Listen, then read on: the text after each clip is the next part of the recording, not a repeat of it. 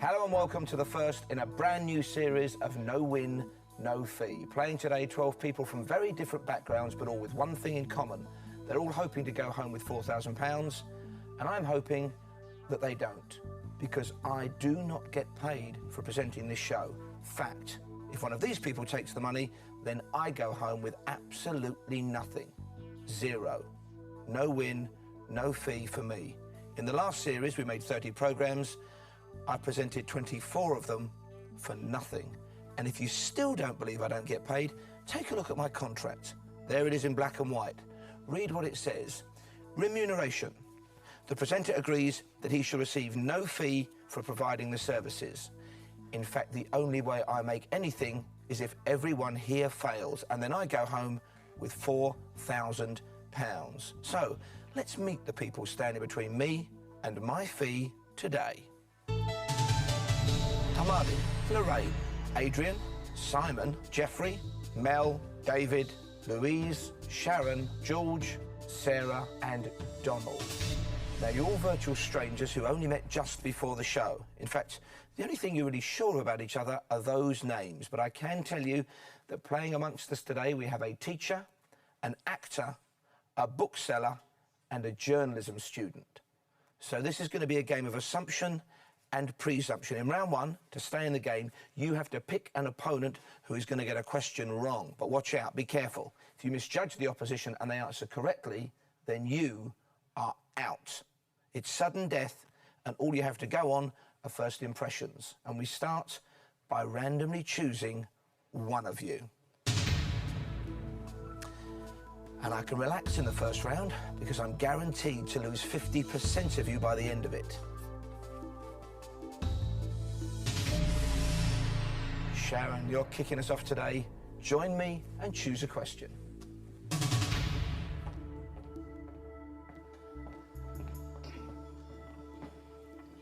Happy to be out first?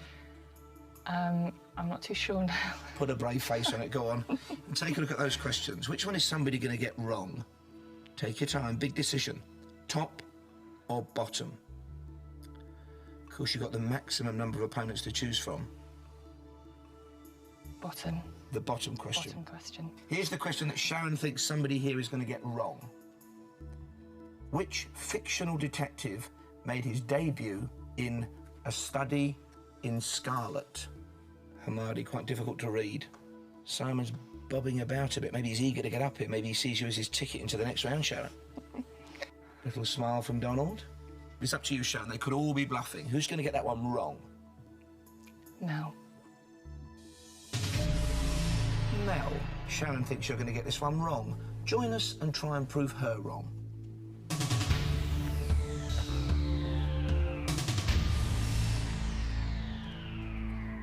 She looks quite confident to me, Sharon. Why did you pick Mel? I think I know the answer. I think Mel might be a bit young to either have read it or to know it. You hope, you mean? I hope. How are you feeling, Mel? Confident? Pretty much. Here's the question. You have to give me the right answer to stay in the game. And if you are right, it's goodbye, Sharon. But if you're wrong, you go home. Which fictional detective made his debut in A Study in Scarlet? I think it's Sherlock Holmes. The answer is Sherlock Holmes. Mel, you are right. Which means you've taken a step towards my fee of £4,000. We'll see you in the next round. And Sharon, I'm happy to say, go home, you're out. Thank you very much. And that's the way it works in the first round. One through, one out, and I need somebody now to come and pick a question. Sarah, there is no escape. Join me and choose a question.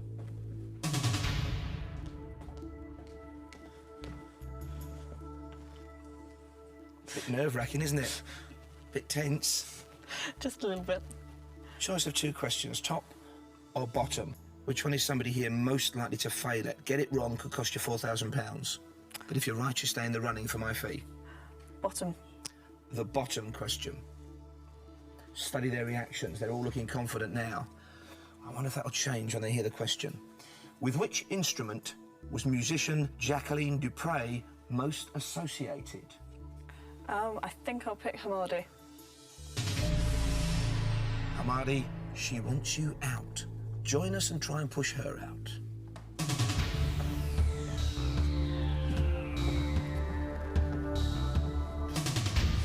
You've got to give me the right answer, Hamadi, to stay in the game. If you are right, it's goodbye, Sarah. But if you're wrong, you go home. With which instrument was musician Jacqueline Dupre most associated? It was the flute. Did you know the answer to that? Yes. It's the cello. Hamadi, you are wrong. Which means Sarah is good at reading people from first impressions, and Hamadi, commiserations, but on the whole, I'm happy to say, go home, you're out. Who's up next to pick a question? And it's Adrian who's got a big choice to make. Join me and pick a question.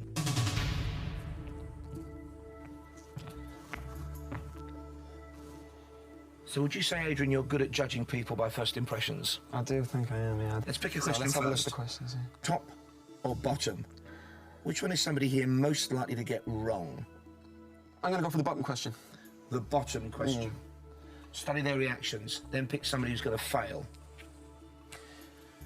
Which author created the Discworld series of novels? Which author created the Discworld series of novels? I think I'm going to pick Louise. And it's Louise. Louise, he likes the twinkle in your eye. Join us and give us an answer.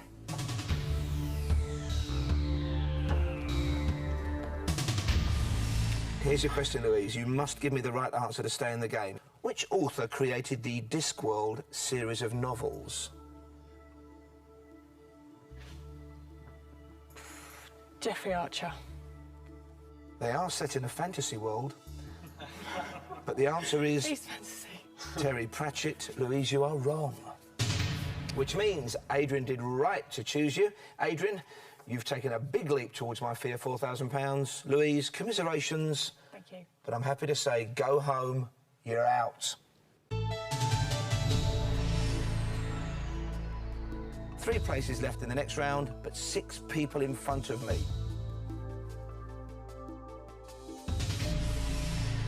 It's David. He doesn't look too unhappy. Join me, David, and choose a question.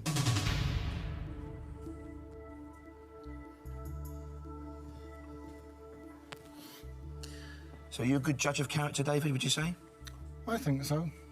Choose a question first. Top or bottom? Which one is somebody here most likely to get wrong? Bottom. Here it comes. Study their reactions. Donald is still smiling away to himself. How many times was Steve Davis world snooker champion in the 1980s? How many times was Steve Davis world snooker champion in the 1980s? Who's going to get that wrong, David, and keep you in the game? I think Lorraine. So, Lorraine, join us now.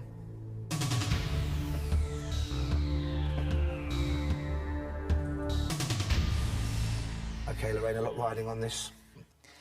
How many times was Steve Davis world snooker champion in the 1980s? Once. He was champion in 1981. And then he was champion 5 more times. The answer is 6. Lorraine, you are wrong. Which means David is a good judge of character. He takes his place in the next round. And Lorraine, I'm happy to say, go home, you're out. So who's feeling confident? Who's hoping they're going to come up here and choose the right question that somebody's going to get wrong? It's George. He's smiling now. Join me and choose a question.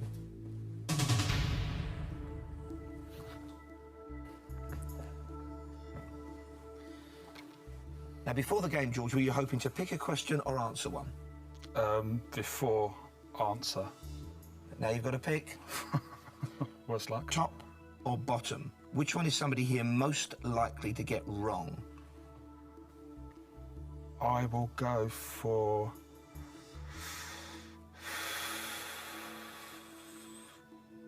Bottom. Watch their reactions.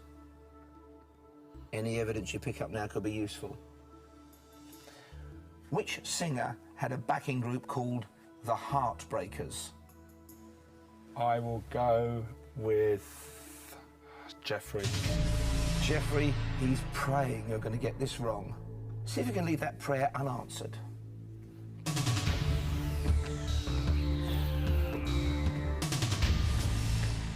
Here's the question, Jeffrey. You must give me the right answer to stay in the game. If you're wrong, you're out. But if you are right, it's goodbye, George. Which singer had a backing group called the Heartbreakers? It's got to be Tom Petty. Tom Petty is, of course, the right answer. Which means, Jeffrey, you've booked a place in the next round. You're a step closer to my fee of £4,000. And George, unlucky, but on the whole, I'm happy to say, go home, you're out. Just 2 contestants left now in the first round, Simon and Donald. And who's coming up first to pick a question? Simon looks relieved to be choosing a question that he hopes will push Donald out of the game. Come on up, Simon.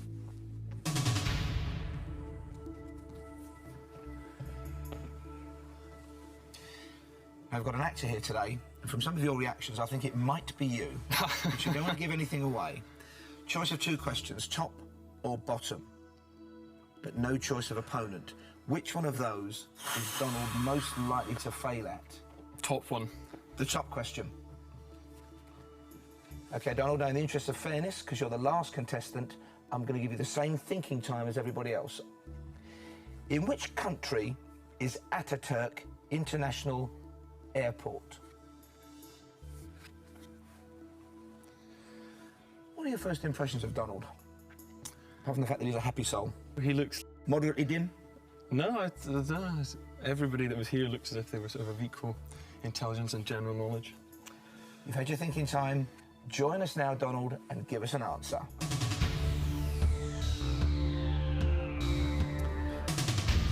How are you feeling, Donald? Very, very nervous. I'm going to read the question. You must give me the right answer to stay in the game. In which country is Ataturk International Airport? I'm not 100%, but I think Turkey. Of course, Kemal Ataturk was the father of modern Turkey, who made the wearing of the fez illegal in the 1920s. Could be coincidence. It's not. Turkey's the right answer. Which means Donald has taken a step closer towards my fee of £4,000. We'll see you in a couple of moments, Donald. And Simon, I'm happy to say, go home, you're out. 12 people came here today determined to go home with £4,000 and send me away with nothing. Remember, I do not get paid for presenting the show unless everyone else fails, and then that money becomes my fee. I'm happy to say 6 people have left us already, but 6 remain, and they are Adrian, Jeffrey, Mel, David, Sarah and Donald. Well done to all of you. Now, maybe that skill or tactics has got you this far, or was it just good luck? Either way, you've at least had the chance to see each other in action, and any information you've picked up could now prove very valuable indeed, because in round 2, judgment of character is crucial. You now have to choose an opponent before you even know their question. With that in mind, we start, as always, by randomly choosing one of you. So who is a good judge of character? Who's going to stay in the game because they can read the opposition, measure people up? Whose general knowledge have you come to respect? Who's up first to pick an opponent? And it's David, who chose the right opponent in the first round. Can that winning streak continue? Come up and join me, David.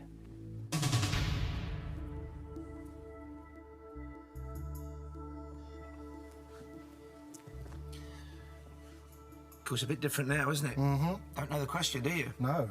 But you do know the people in front of you, sort of. Were you watching? Were you paying attention? Were you weighing them up? Yeah. Who's going to keep you in the game? Or who can you push out? I think I'm going to go for Mel.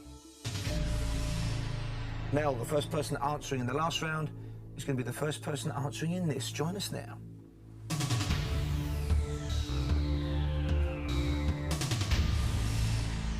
going to read a question. You have to give me the right answer, but before you do, David's going to tell me whether you're going to get it right or wrong. Okay. In the TV comedy series The Goodies, how many goodies were there?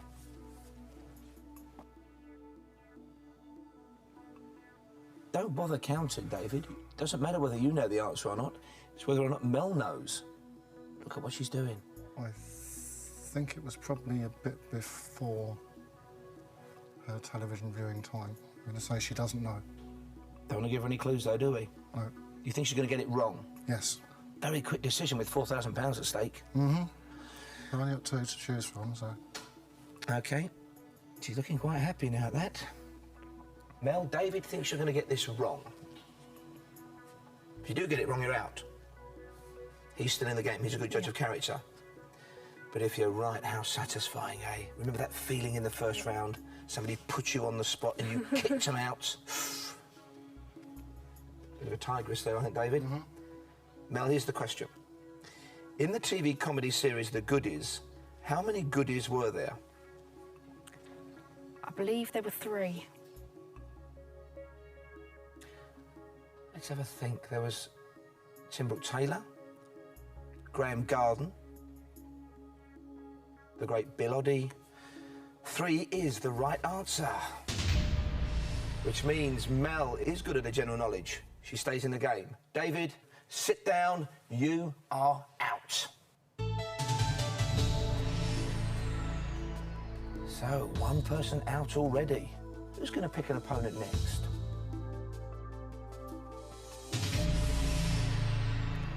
And it's Adrian, with a slightly resigned smile. Join me and pick an opponent.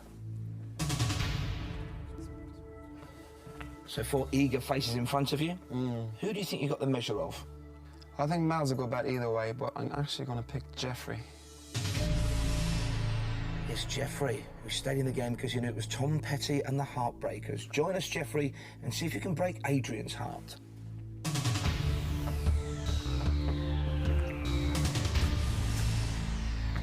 Jeffrey, it's very simple. I'm going to read a question, and before we hear your answer, Adrian's got to predict whether you are going to get it right or wrong.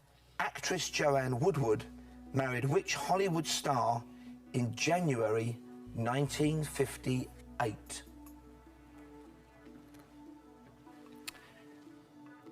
Share your thought processes with us, Adrian. Well, he was around then anyway, so...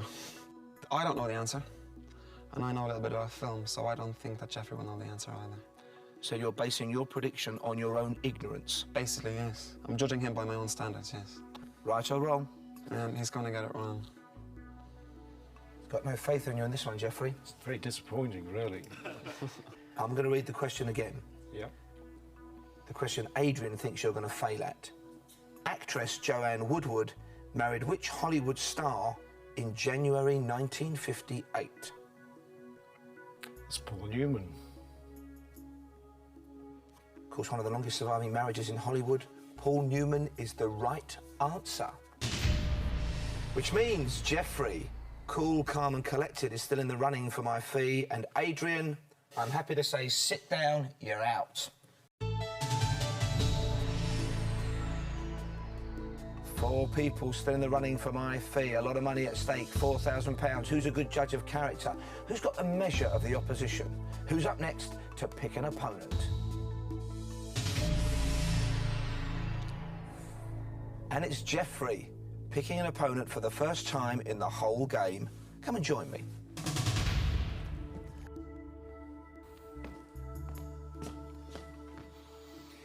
Adrian's out. Now we know you know your general knowledge. Mm-hmm. Are you good at reading people? Are you a good judge of character? Because that's what this round is all about. I'll have to go for it. Who are you going to go for, though, Jeffrey? I think Sarah's had it too easy for a long time, so time to do something. Sarah, it's time you started earning your keep. Join us and hear a question.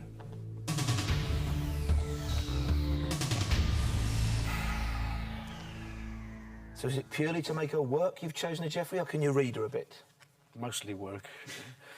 Which British TV channel was first broadcast on September the 22nd, 1955. And we don't need an answer yet, do we, Sarah?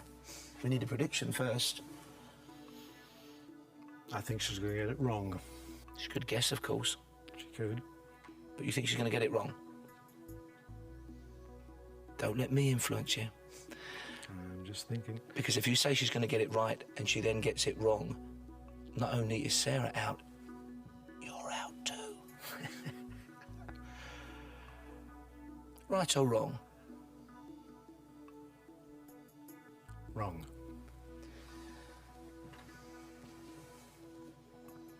Sarah. Which British TV channel was first broadcast on September the 22nd, 1955? ITV. Is the right answer. Which means, Sarah, you've lived to fight through at least one more question. You're still in the running for my fee. Jeffrey, we've meant a lot to each other, but now it's over, and I'm happy to say, sit down, you're out. I'm on my way.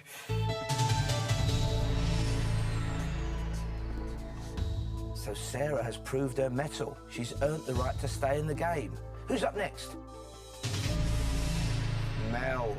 Join me and choose between Sarah and Donald.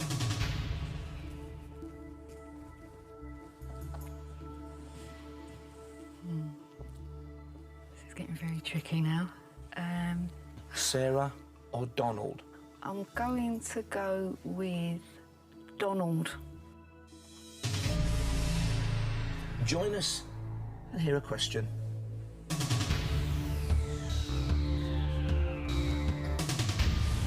I'm going to read you a question. Very simple.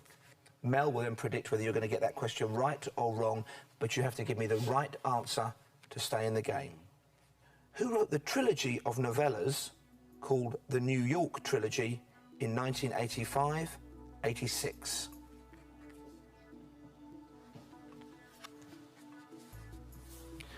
Bookseller here today.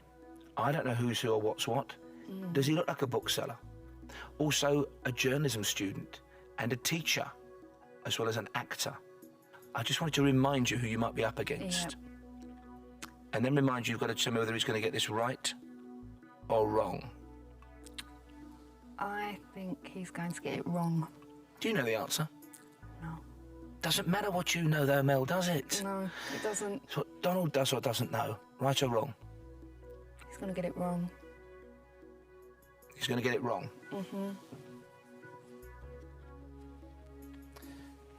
Donald, you have to give me the right answer to stay in the game. Mel thinks you're going to fail. If you give me the right answer, you're still in the running for my money. If you're wrong, it's Mel versus Sarah. Here's the question. Who wrote the trilogy of novellas New York Trilogy in 1985-86? I think it's Paul Auster. Is that the answer you want me to take? Yeah. Because it was City of Glass, Ghosts, and The Locked Room. Paul Auster is the right answer.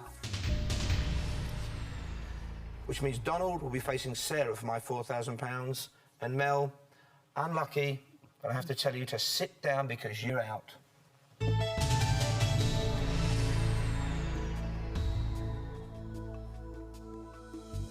And now we're approaching the final question for £4,000. But who's going to be predicting and who's going to be answering?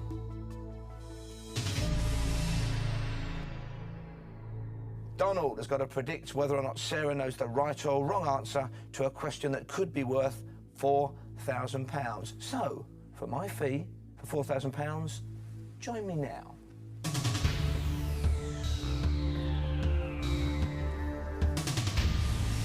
Very simple. Could be very lucrative for one of us. Could be. I'm going to read you a question. Before we hear the answer, Donald's got to predict whether you're going to get it right or wrong, but you have to give me the right answer. For £4,000, who was British Prime Minister during the Suez Crisis of 1956?